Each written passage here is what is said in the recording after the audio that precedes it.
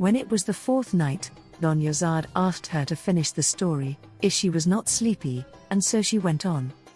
I have heard, O fortunate king, that when the fisherman told the ifrit that he would not believe him until he saw this with his own eyes, a shudder ran through the ifrit and he became a cloud of smoke hovering over the sea. Then the smoke coalesced and entered the jar bit by bit until it was all there. Quickly the fisherman picked up the brass stopper with its inscription and put it over the mouth of the bottle. He called out to the ifrit, "Ask me how you want to die. By God, I am going to throw you into the sea and then build myself a house in this place so that I can stop anyone who comes fishing by telling them that there is an ifrit here who gives anyone who brings him up a choice of how he wants to be killed." When the ifrit heard this and found himself imprisoned in the bottle, he tried to get out but could not, as he was prevented by Solomon's seal, and he realized that the fisherman had tricked him. "I was only joking," he told the fisherman, who replied, "You are lying, you most despicable, foulest and most insignificant of ifrits," and he took up the bottle. "No, no," called the ifrit, but the fisherman said, "Yes, yes," at which the ifrit asked him mildly and humbly what he intended to do with him. "I am going to throw you into the sea," the fisherman told him. "You may have been there for 1800 years, but I shall see to it that you stay there until the last trump. Didn't I say, 'Spare me, may God spare you, and do not kill me lest God place you in the power of one who will kill you?' But you refused and acted treacherously towards me. Now God has put you in my power and I shall do the same to you. Open the bottle," implored the ifrit, "so that I can do you good." "Damned liar," said the fisherman. "You and I are like the vizier of King Yunon and Dubon the sage." "What is their story?" asked the ifrit, and the fisherman replied, "You must know, ifrit, that once upon a time in the old days in the land of Ruman there was a king called Yunon in the city of Fars. He was a wealthy and dignified man with troops and guards of all races, but he was also a leper, who had taken medicines of various kinds and used ointments, but whose illness doctors and men of learning had been unable to cure. There was an elderly physician known as Dubon the sage, who had studied the books of the Greeks, the Persians, the Arabs and the Syrians. He was a master of medicine and of astronomy and was conversant with the fundamental principles of his subject, with a knowledge of what was useful and what was harmful. He knew the herbs and plants that were hurtful and those that were helpful, as well as having a mastery of philosophy, together with all branches of medicine and other sciences. When this man arrived at the city, within a few days he had heard that the king was suffering from leprosy and that no doctor or man of learning had been able to cure him. He spent the night thinking over the problem, and when dawn broke he put on his most splendid clothes and went to the king, kissing the ground before him and calling eloquently for the continuance of his glory and good fortune. After introducing himself, he went on, "I have heard, Your Majesty, of the disease that has afflicted you and that, although you have been treated by many doctors, they have been unable to remove it. I shall cure you without giving you any medicine to drink or applying any ointments." Yunon was amazed to hear what he had to say and asked how he was going to do that, promising to enrich him and his children's children. "I shall shower favors on you," he said, "and grant you all your wishes, taking you as a boon companion and a dear friend."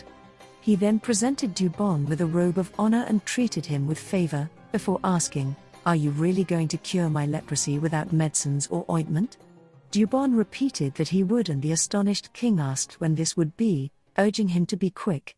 "To hear is to obey," replied Dubon, promising to do this the very next day.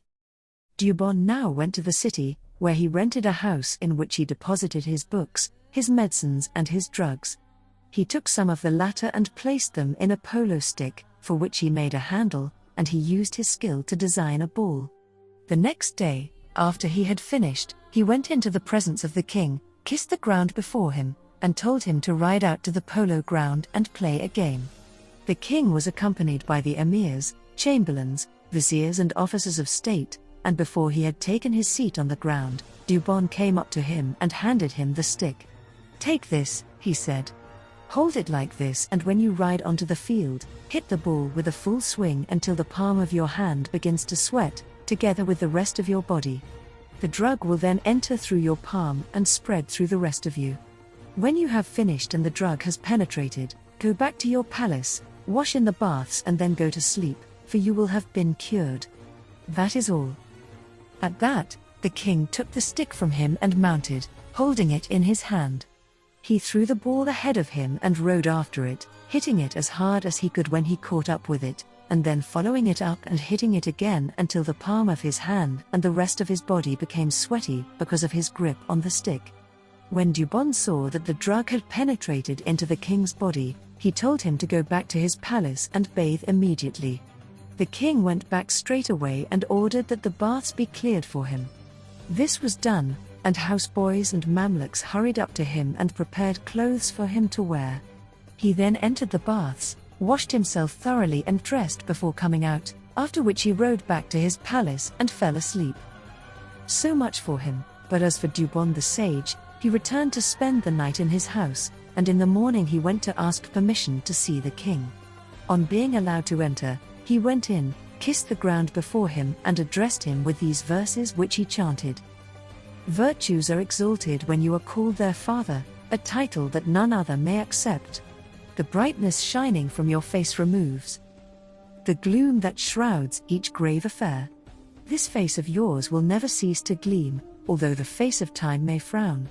Your liberality has granted me the gifts that rain clouds shower down on the hills. Your generosity has destroyed your wealth until you reached the heights at which you aimed." When Dubon had finished these lines, the king stood up and embraced him, before seating him by his side and presenting him with splendid robes of honor. This was because when he had left the baths he had looked at his body and found it, to his great delight and relief, pure and silver white, showing no trace of leprosy. In the morning, he had gone to his court and taken his seat on his royal throne, the chamberlains and officers of state all standing up for him, and it was then that Dubon had come in. The king had risen quickly for him, and after the sage had been seated by his side, splendid tables of food were set out and he ate with the king and kept him company for the rest of the day. The king then made him a present of 2,000 dinars, in addition to the robes of honor and other gifts, after which he mounted him on his own horse. Dubon went back to his house, leaving the king filled with admiration for what he had done and saying, "This man treated me externally without using any ointment. By God, that is skill of a high order. He deserves gifts and favors and I shall always treat him as a friend and companion." The king passed a happy night, gladdened by the soundness of his body and his freedom from disease. The next day, he went out and sat on his throne, while his state officials stood and the emirs and viziers took their seats on his right and his left. He asked for Dubon, who entered and kissed the ground before him, at which the king got up, greeted him, seated him by his side and ate with him. He then presented him with more robes of honor as well as gifts, and talked with him until nightfall, when he gave him another 5 robes of honor together with 1,000 dinars, after which Dubon went gratefully home. The next morning, the king came to his court, where he was surrounded by his emirs, viziers and chamberlains. Among the viziers was an ugly and ill-omened man, base, miserly and so envious that he was in love with envy. When this man saw that the king had taken Dubon as an intimate and had rewarded him with favors, he was jealous and planned to do him an injury. For, as the sayings have it, no one is free of envy and injustice lurks in the soul, strength shows it and weakness hides it. This vizier came up to King Yunon, kissed the ground before him and said, "King of the age, I have grown up surrounded by your bounty and I have some serious advice for you. Were I to conceal it from you, I would show myself to be a bastard, but if you tell me to give it to you, I shall do so." Yunon was disturbed by this and said, "What is this advice of yours?"